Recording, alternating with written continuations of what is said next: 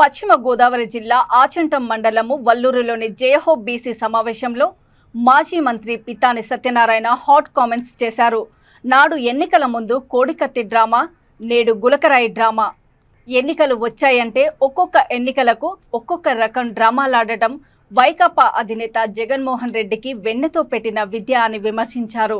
దాడి నేపథ్యంపై తెలుగుదేశం పార్టీ నాయకులకు, ప్రజలకు ఎన్నో అనుమానాలు కలుగుతున్నాయని అన్నారు. ప్రజలను మభ్యపెట్టి ఎన్నికల్లో గెలవాలని జగన్మోహన్ రెడ్డి మరోసారి ప్రయత్నిస్తున్నారని తీవ్ర విమర్శలు చేశారు. 5 ఏళ్ల అరాచక పాలనలో ఇసుక, మద్యం దోపిడీ సొమ్ములను తాడపల్లి ప్యాలెస్కు తరలించిపోయారని మాజీ మంత్రి పితాని సత్యనారాయణ మండిపడ్డారు.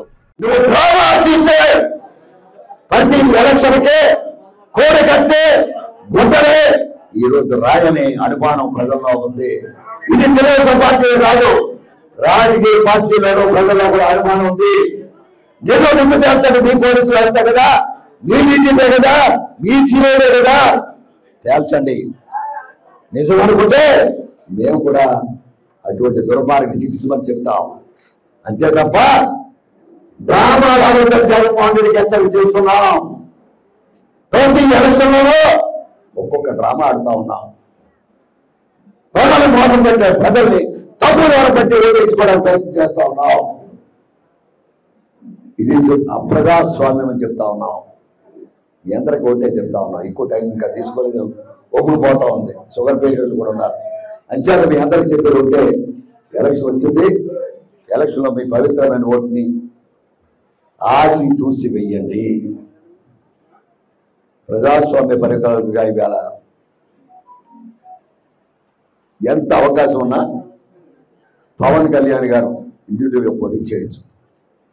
ఓటులు ఇడకూడదని, ప్రజాస్వామ్య పరిరక్షించాలని పవన్ కళ్యాణ్ గారు తీసుకుని తెలుగుదేశం పార్టీ శీతల కమిటీ సందర్భంగా హృదయపూర్వక అభివృద్ధితో తెలియవచ్చుగా ఉన్నాం. అదే ఇప్పుడు ఆయన మరొక ప్రయత్నం చేసి ఈ రాష్ట్ర అభివృద్ధికి భారతీయ జనతా పార్టీతో తోడు వాడు ఉండాలని ఆలోచన చేసి మరొక రాజకీయ పార్టీని మన అందరికీ సంతృప్తి చేసి రాష్ట్ర భవిష్యత్తుని ఇంకా ముందుకు తీసుకెళ్లాలని ఆలోచన చేసే సందర్భంగా మరొకసారి పవన్ కళ్యాణ్ అభినందిస్తున్నాం. ఈ రకమైన పరిస్థితిలో ఈ రాష్ట్ర అభివృద్ధి, మన గ్రామాల అభివృద్ధి, మన రాష్ట్రాల అభివృద్ధి జరగాలంటే ఎక్కడ తెలుగుదేశం పార్టీ ఉంటే అక్కడ సైకిల్ వేయండి. ఎక్కడ జనసేన గాసుకుంటుంటే అక్కడ సైకిల్ గ్లాస్ వేయండి.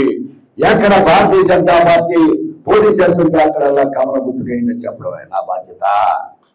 ఈ రోజు కూడా నేను ఉమ్మడి అభ్యర్థిగా ఈ ఆచరణ నియోజకవర్గంలో పోటీ చేస్తున్న సందర్భంగా మీ అందరి యొక్క ఆశీర్వాదం, ప్రేమ, అభిమానంతో సైకిల్ గుర్తు మీద